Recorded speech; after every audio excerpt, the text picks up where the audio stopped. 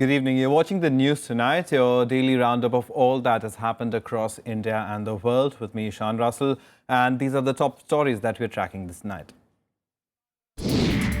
Amid a political row over controversial remarks, Home Minister Rajnath Singh tells cabinet colleagues to be restrained in their statements.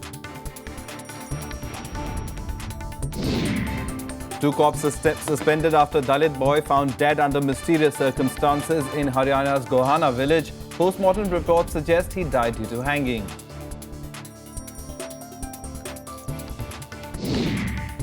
Sahitya Academy tries to cap controversy, condemns killings of Kalburgi and Palsare, urges literatures to take back their award.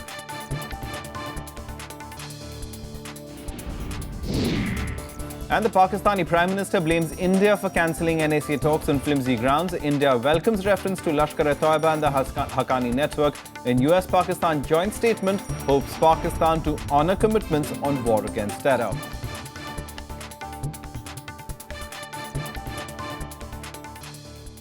The top story this evening, Union Minister General V.K. Singh's controversial remark over Dalit killings in Haryana has now turned into a full-blown political war between the ruling BJP and the opposition. While the Congress, the BSP and other parties have sought V.K. Singh's dismissal and blamed the BJP for these incidents, the ruling party is busy with damage control measures.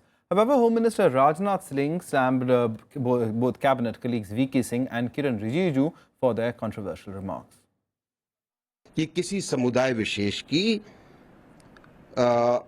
इज्जत के अंदर कमी आई है या उनको ठेस पहुंची है तो मैं उसके लिए माफी मांगता हूं. This was General V.K. Singh's clarification on his controversial remarks on Dalit killings in Haryana in the past few days. But it may not be of much help to the beleaguered minister as opposition sought his dismissal after filing complaint against him. इसकी हमारी party कड़े शब्दों में निंदा करने के साथ-साथ इस मामले में इस मंत्री को तुरंत ही अपनी सरकार से बर्खास्त करके इनको फौरन ही जेल के सलाखों के अंदर भिजवाना चाहिए. दलितों का मसला है, उनकी भावनाएं आहत हुई इसका मसला है और कानून के मुताबिक हर आदमी बराबर है, चाहे वो हिंदुस्तान का नागरिक हो और चाहे वो देश का प्रधानमंत्री या देश के अंदर मंत्री हो. Even V.K. Singh's own party does not seem to be satisfied with the clarification. Adding further to his woes, the NCSC has sought a report from the Ghaziabad SSP. कोई भी स्टेटमेंट देते समय हम लोगों को ज्यादा सजग रहने की आवश्यकता है और साथ ही इस बात का भी ध्यान रखा जाना चाहिए कि उसका गलत इंटरप्रिटेशन, उसकी गलत व्याख्या करने की कोई गुंजाइश शेष न बचे. जनरल वीके सिंह जी ने कल बयान दिया था और आज तक कोई कार्रवाई नहीं हुई है, इसीलिए आयोग ने हस्तक्षेप किया है, आयोग ने संज्ञान लिया है, नोटिस जारी किया है, उनसे जवाब मांगा है. Meanwhile, after one more incident of violence against Dalit community in the state, Haryana Chief Minister Manohar Lal Khattar has said these incidents should not be viewed as caste conflicts. Congress, however, has held the ruling party responsible for these incidents. वो स्वयं गए हैं थाने में, शिकायत लेकर के एक परिवार गया है. शिकायत जब गया है तो उस समय दूसरे को बुला करके उनका फैसला हो गया है और फैसला होने के बाद फिर वो वापस घर चले गए हैं. रात्रि को सुसाइड होता है. सुसाइड का पोस्टमार्टम रिपोर्ट अभी अनऑफिशियली तो जानकारी मिली, लेकिन ऑफिशियली उसकी रिपोर्ट आएगी. सुसाइड क्यों हुआ, किस कारण से हुआ, उन्होंने क्या एक्शन लिया अपने मंत्रियों के खिलाफ या दूसरे लोग हैं, इनकी ऑर्गेनाइजेशंस हैं जो आरक्षण के ही खिलाफ हैं, बाद में लीपापोती करने को कुछ भी करें. The incidents of violence against members of Dalit community followed by controversial remarks from the leader of ruling BJP have given enough ammunition to the opposition, which now says it will make this a national issue. Vishal Dahiya's report for Rajya Sabha Television. And just days after two Dalit children were burnt alive in the middle of the night in their families' Haryana's Faridabad district, another incident has sparked angry protests in the state. The death of a 15-year-old boy, allegedly in police custody, forced his family to protest on the streets. The two policemen accused of the act have been suspended. The two policemen accused of being involved in the death of a 15-year-old boy in Gohana in Haryana have been booked and suspended pending investigation. The boy's family has accused the two assistant sub-inspectors of killing him. Pigeon चोरी का मामला था, लड़के के ऊपर torture हुआ था या नहीं तो गिरफ्तारी किस मामले पर हुई? नहीं, कोई गिरफ्तारी नहीं हुई थी, ना कोई टॉर्चर का मामला था। ये खुद ही आए थे यहाँ में थाने में और अपने आप आपस में बातचीत करके चले गए थे। हाँ, सुबह इसकी डेड बॉडी मिली थी घर में इनके। मामला किसके खिलाफ दर्ज किया गया? मामला दो पुलिस वालों के अगेंस्ट स्टेटमेंट दिया है, उनके against. The death of the 15-year-old Dalit boy sparked protests in the area on Thursday.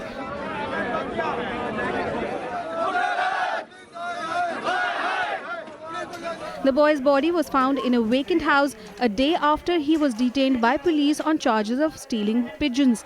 His family blames the cops for his death. थाने में गई थी बोले साढ़े कोने पानी पीने का बहाना बाज गया तो बाज जाओ तो आप बताए थे पुलिस तड़के मैंने क्वाड खोलने तो आग लगा खाली था हमारा पड़ा पाया मैंने जो थाने में छोड़ गया इस बच्चे ने वाड़ा गया इसके छोड़ने के मांगे उन्हें 2500 रुपये फिर उन्हें कुकरे भी सामान समून बेच का अपना कुछ भी बेचा हो 20-2500 रुपये करे इकट्ठे से ने फिर भी नहीं छोड़ा बालक ने बोले 5000 रुपये लागेंगे इसके पुलिस ने मारा इसको वो तो उनने फिर आए कुकर मारा है सैम करे नहीं मारा यो और फिर शाम लगा इसकी माँ बचा दी बोला वो तो पानी का नाम लेकर भाज गया थाने में तो बालक भाज गया थाने में तो कौन भाज गया औलाद में तो कोई भाज गया।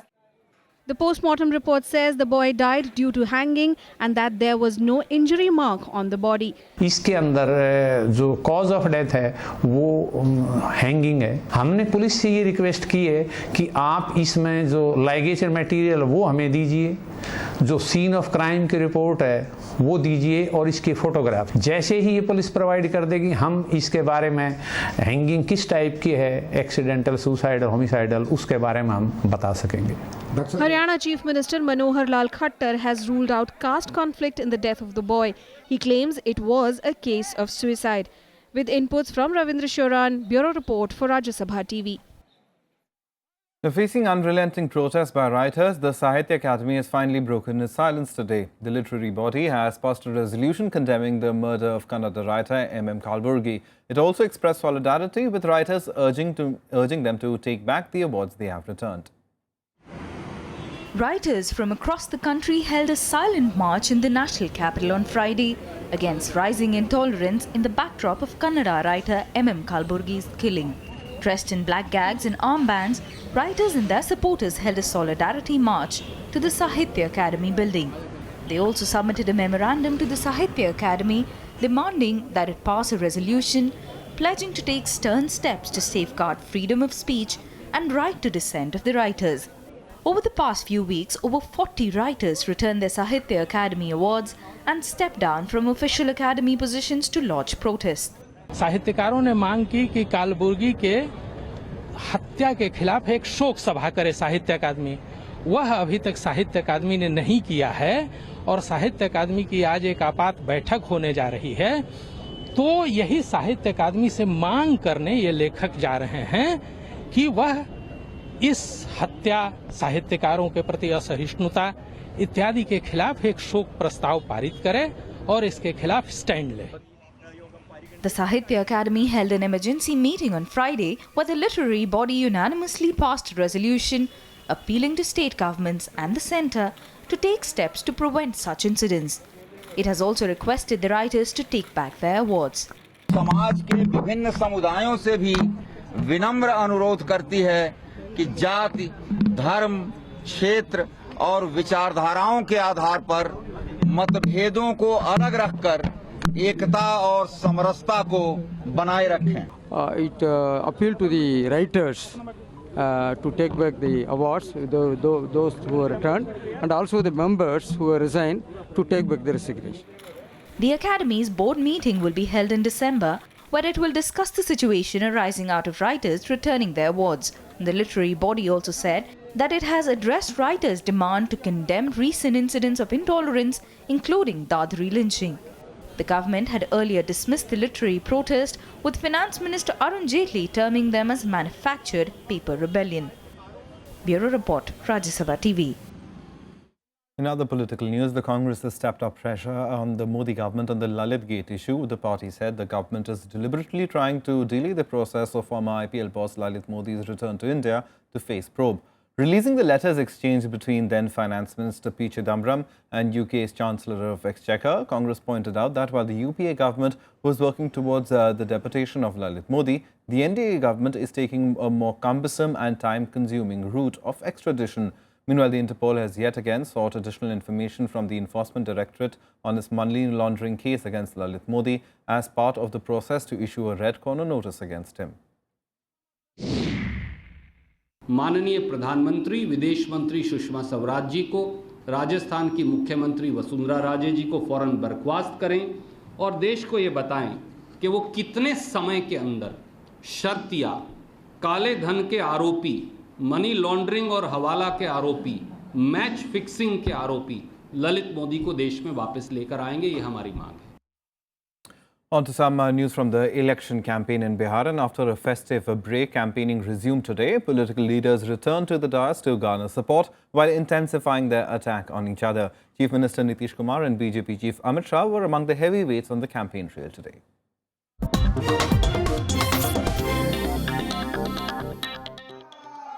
The high-voltage campaign resumed in Polban, Bihar on Friday, post the Durga Puja and Dashehra break. Star campaigners were back in action, addressing rallies and public meetings. Canvassing for his party candidates, BJP President Amit Shah addressed a rally in Muzaffarpur, which goes to polls in the fourth phase on the 1st of November.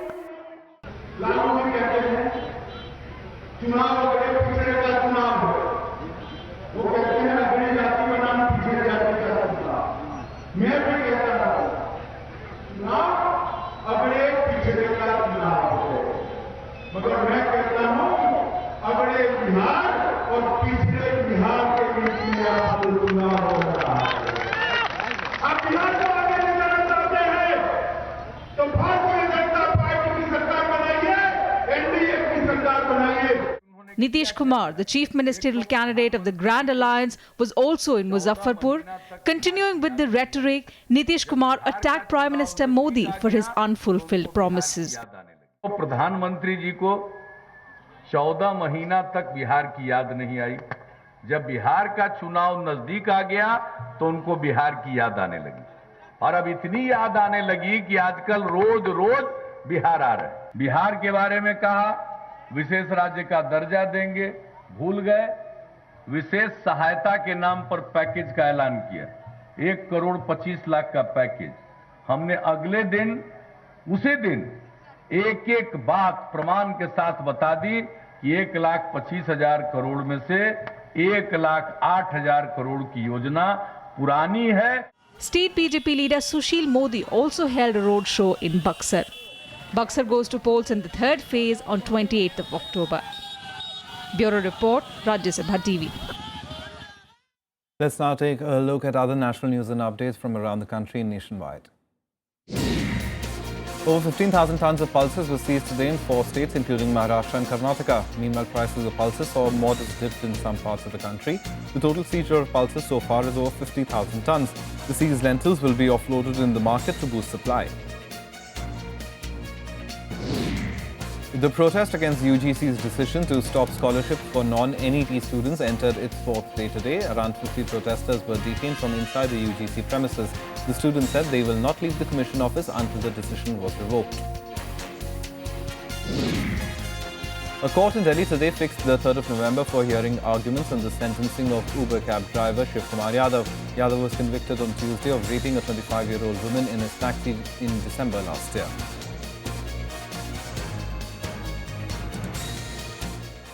Time now for us to take a very quick break. On the other side, our focus story for this evening, the Pakistani Prime Minister puts the blame on India for the cancellation of NSA-level talks. The remarks come amid fresh round of ceasefire violations by Pakistan. What is all this that is happening between India and Pakistan and the US? We'll discuss that with a special guest.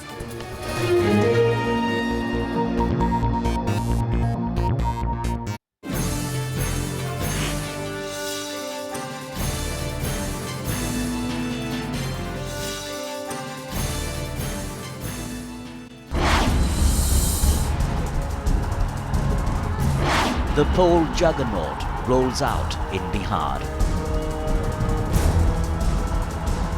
Modi's NDA takes on Nitish's Grand Alliance.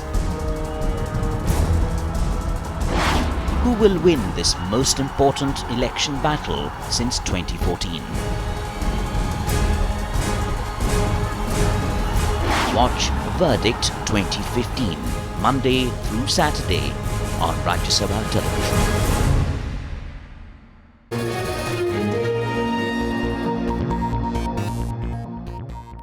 Welcome back. You're watching the news tonight. Now, after over a month-long lull, Pakistani troops today violated the ceasefire along the international border in the Jammu region. One civilian was killed and 2 others were injured in the firing. The BSF retaliated to the Pakistani firing that continued till evening. Police said one of the injured died on the way to hospital, where the other injured were undergoing treatment. The firing incidents had stopped and the situation had improved after the DG-level talks between BSF and Pakistani Rangers on the 12th of September. Pakistan is not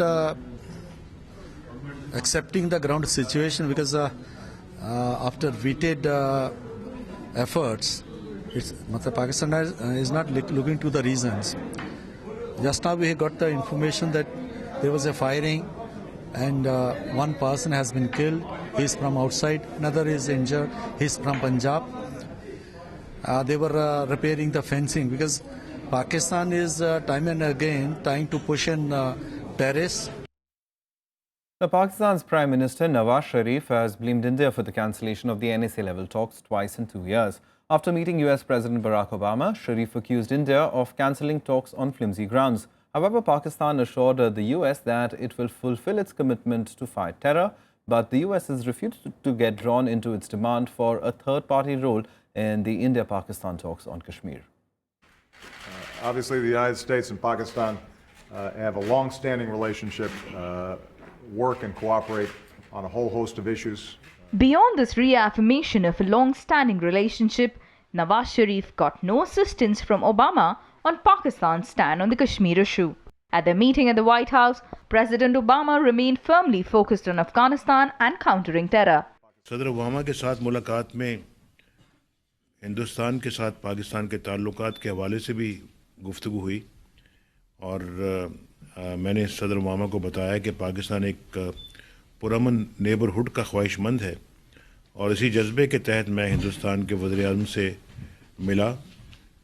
बदकिस्मती से हिंदुस्तान की तरफ से हमें मुस्बत जवाब नहीं मिल सका और मेरा ख्याल है कि इस बात को रिकग्नाइज सब करते हैं कि कश्मीर जो है वो एक फ्लैश पॉइंट है और इसको हल होना चाहिए। The US made it clear to Pakistan that it must act against all terror groups without discrimination, be it LET or its affiliates.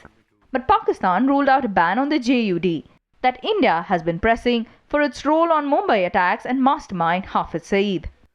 I'm given to understand that this is the first time that Lashkar-e-Toiba and the Haqqani network have been specifically mentioned in a US-Pakistan joint statement. You have also read the assurances about these two organizations specifically and terrorism generally offered by Pakistan. We would naturally hope that they deliver on these commitments. The US also stressed the need to normalize relations between the two neighbors, even as it ruled out any role in the Indo-Pak peace process unless both nations jointly asked for it. Let me make it clear that India has always desired resolution of all issues with Pakistan bilaterally through dialogue and peaceful means. It is Pakistan which has chosen to use terrorism as an instrument of state policy. Despite Washington's concerns about Pakistan's growing nuclear arsenal, the Obama administration said it could sell 8 F-16 fighter jets to bolster the two countries' relationship. Islamabad refused to accept limits on its use of nuclear weapons. Washington categorically ruled out any negotiations on any India-type civil nuclear deal. Bureau Report, Rajya Sabha TV. And we're joined by Smriti S. Patnaik, research fellow at ITSA, to help us understand, Smriti, as far as Pakistan and the US are concerned. Do you see a change in the relationship between the two countries? Pakistan had gone with a lot of expectation, especially trying to drawing the US into intervening on Kashmir, but the US are steering clear of all that. I think the two countries have seen ups and downs in their bilateral relationship, so this is something which is not very new. Especially after the announcement, that US troop is going to be there, present in Afghanistan after 2016. there is a new scenario which is coming up, because Pakistan has to stop sponsoring the kind of terror network it has sponsored as far as Afghanistan is concerned, because now it involves the US troop and their presence, which is going to be affected if the situation in Afghanistan deteriorates, the security situation. Right. And as far as asking United States to mediate in the Indo-Pak, disputes is something which again is, not new. Pakistan has repeatedly focused on internationalization of Kashmir issue. So therefore, I see the recent ceasefire violation has something to do with the current visit which Nawaz Sharif has taken to United States, and to bring in the focus back on Kashmir, but it has failed repeatedly, because I feel the international community actually do not have much appetite as far as Kashmir is concerned, and there is a larger recognition that this is a bilateral issue which needs to be discussed bilaterally and resolved bilaterally. So therefore, there is no space for any international actor to play any kind of role, unless until, as it was said that two parties agreed, and I'm sure that India will never agree for any kind of international mediation. All right, but there are other things. For example, there is a dam in POK that the US has said it would fund. As far as Pakistan's nuclear arsenal is concerned, just yesterday there was a rather worrying statement from the Foreign Secretary, and there was a report in the US itself about how Pakistan's nuclear arsenal has increased. So in that sense, how does Pakistan look at things strategically, and what do you think would be how they would be playing this scenario out? I think, this tactical nuclear weapon which actually Pakistan has been producing for past few years is something which already was focused, by the media. But recently there was an article in the New York Times, focusing on that how, there could be a nuclear deal between Pakistan and United States. But I think two issues needs to be taken into account while discussing a US-Pakistan nuclear deal. Number one, what happens to the Pakistan-China nuclear collaboration? Is US going to tolerate that while, agreeing for same kind of civil nuclear deal as far as Pakistan is concerned? Number two is that, is Pakistan, going to agree to reduce the tactical nuclear weapon, or to have a kind of United States oversight over its weaponization program? I don't think this is something which will be acceptable to Pakistan, and also at the same time it will not be acceptable to the United States if it actually allows the Pakistan to increase the nuclear arsenal. Right. And it has repeatedly raised the concern regarding the nuclear safety and security. And that also will come to, substantial, overview of the, of the United States. And I think probably that will not be acceptable to Pakistan. All right, and focusing as far as India is concerned now, I ask you about that dam in POK also that the US is funding. How worrisome is that for India? And you mentioned the ceasefire violations, the fact that both the countries are not on the talking table. How do you see India-Pakistan ties moving from here? I think as far as the, the Diamond Bhasa dam which you are mentioning, the United States funding, this is something which was pending before the United States. The Chinese earlier had agreed, but now they have withdrawn. So let us see how it is going to pan out. And as far as this funding is concerned, we already are having the Chinese working in the Pakistan-occupied Kashmir. And there is this question of CPEC, China-Pakistan Economic Corridor, which is going to cross, which pass through the Pakistan-occupied Kashmir. So there are these issues. So, the funding of the Diamond Bhasa dam should not be seen from the larger context of what exactly how the external countries are actually involved in the Pakistan-occupied Kashmir. Right. And India needs to take it from that perspective, from the broader perspective, rather than looking at this particular issue or that particular issue. And number two, as far as India-Pakistan relations is concerned, I think, in the UFA, it has already laid down what exactly is going to be the agenda of the bilateral talks.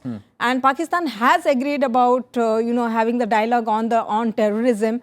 And probably, I feel that somewhere the army was not very happy about the UFA, and they always wanted to wriggle out of the UFA process, which actually was the case, knowing very well that India will not accept a dialogue, prior to the dialogue having any kind of consultation or any kind of meeting with the Hurriyat. Pakistan knowingly proposed the Hurriyat, meeting with Hurriyat, knowing it fully well that it is going to derail the dialogue, because it's the second time the same Hurriyat issue has actually resulted in the derailment of the dialogue.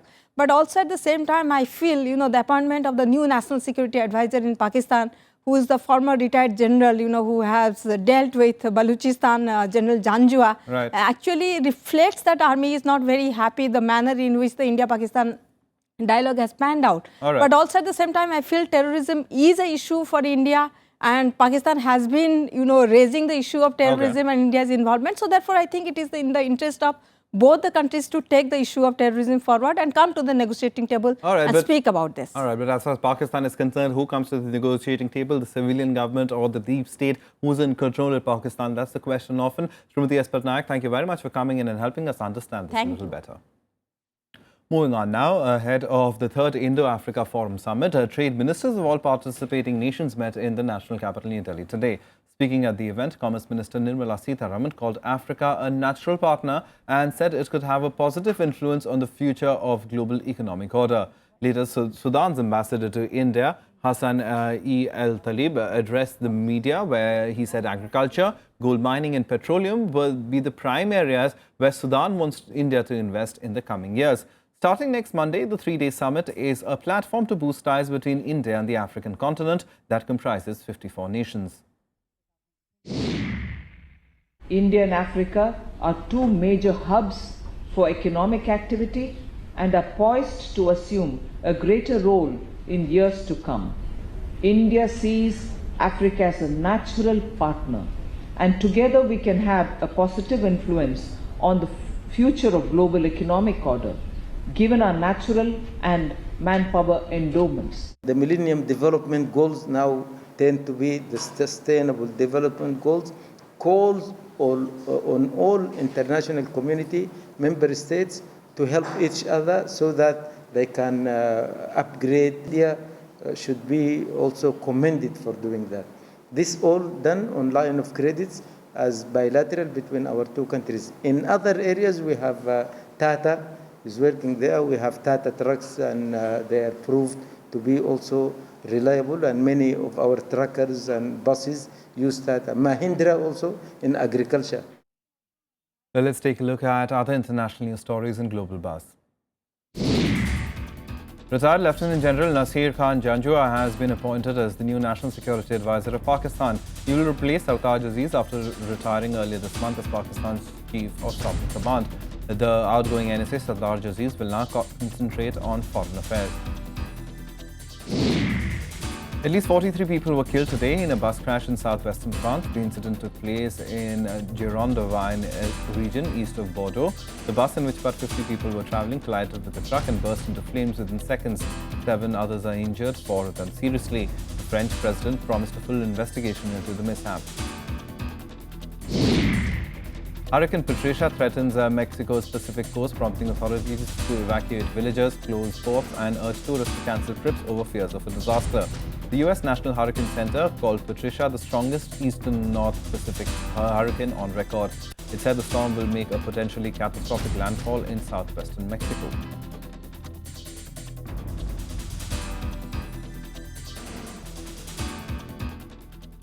Well, that's a wrap on the news tonight. But before we go, we leave you with this. The week-long Dasara festivities in Mysuru ended today, and the celebration has been part of the state's tradition since the 16th century. The majestic Mysore Palace was lit up, with the grand procession of Goddess Chamundeshwari being the main attraction. We leave you with these images. Good night.